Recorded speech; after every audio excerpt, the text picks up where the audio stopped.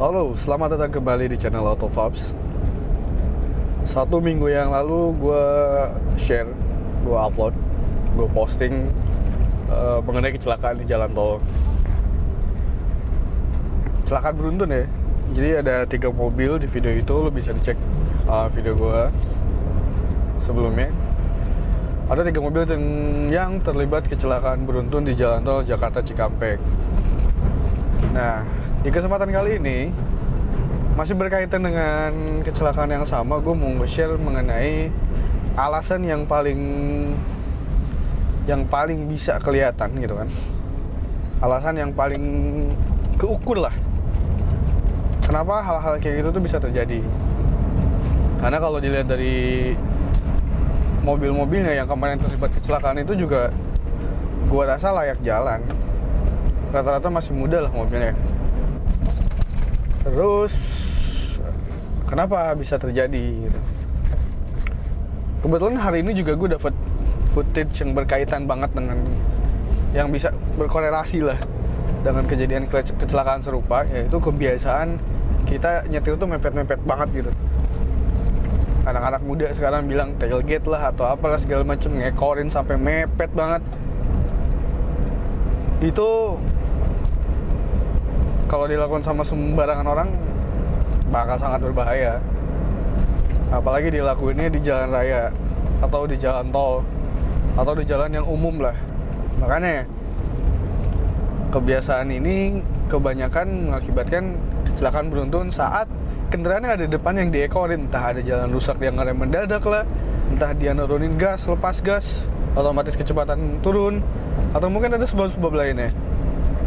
Kayak yang kemarin kecelakaan itu kan sayangnya kameranya nggak menghadap ke depan ya. Kalau menghadap ke depan itu sebenarnya di depan ada jalan rusak atau jalan yang lagi diperbaiki di jalan tol itu, sehingga banyak mobil yang mengurangi kecepatan.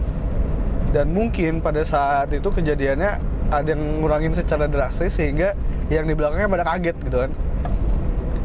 Dan kalau misalnya jarak amannya itu nggak dapet, ya udah, hal-hal kayak gitu tuh ya sangat mungkin buat terjadi. Dan gue juga kadang heran, kalau nggak dalam kondisi tertentu gitu ya, itu kayak gitu tuh buat apa sih gitu? Ngelakuin hal kayak gitu tuh buat apa? Karena toh dengan lu ngejaga jarak 10 meter minimum dengan kendaraan di depan, dengan lu tancap gas sampai mepet terus, itu jarak lu sampai ke tujuan tuh selisihnya berapa lama sih? Kalau cuma selisih hitungan menit ya udahlah, mendingan lu telat atau nyampe lama beberapa menit ketimbang lu mempertaruhkan keselamatan lu gitu. Itu lumayan konyol. Mungkin ya ego ya. Kalau ego udah main gitu kan, itu seakan-akan semuanya bener gitu. Kita ikutin apa yang mau kita, adrenalin tuh pokoknya diikutin terus. Tapi akibatnya sangat konyol kalau menurut gue.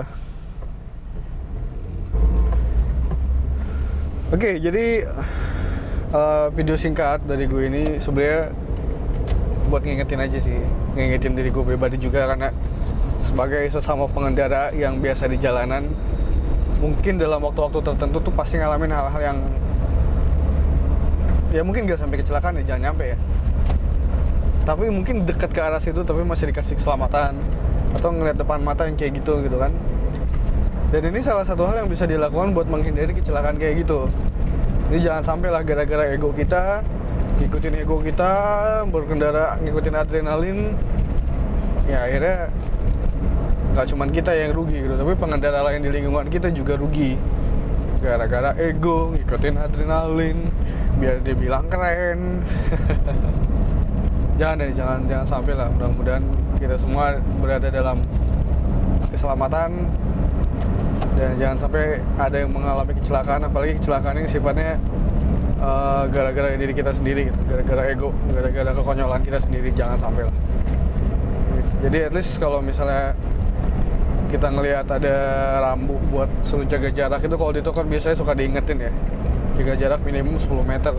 Seenggaknya kalau misal kita punya jarak minimum 10 meter aja, dapat kejadian kayak gitu di depan, masih ada jarak, masih ada space buat kita ngindar. Kayak kemarin di kejadian itu aja, sebetulnya gue dengan kendaraan di depan itu jaraknya agak lumayan lah, lebih dari 10 meter lah, makanya gue masih sempat ngerem. Dan pas gue berhenti ya jaraknya mepet gitu kan, artinya ada space untuk gue ngerem sehingga gue nggak ikutan kena di situ. Alhamdulillahnya seperti itu. Dan itu juga jadi pelajaran banget buat gue dan ngingetin banget buat gue bahwa ya buat apa sih gitu kan mepet-mepet kayak gitu.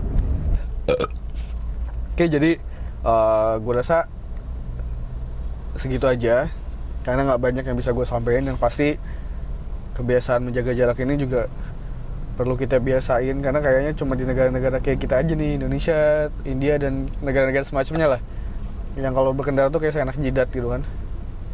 Karena kalau gue ngeliat kebiasaan berkendara di beberapa negara lain sudah maju pemikirannya, itu rata-rata dari mereka masalah jaga jarak ini udah nggak perlu dipermasalahin gitu, karena rata-rata udah bisa kontrol diri untuk itu gitu. Jadi cukup sampai sekian, mohon maaf kalau misalnya kata-kata yang kurang berkenan dari gue. Kalau misalnya menyinggung ya gue mohon maaf, tapi tujuan gue baik supaya kita mempunyai kebiasaan yang baik dalam menjaga jarak sehingga berkendara bisa lebih aman, selamat, lancar, jaya, dan barokah. Oke, sekian dari gue, sampai jumpa di video berikutnya. Bye.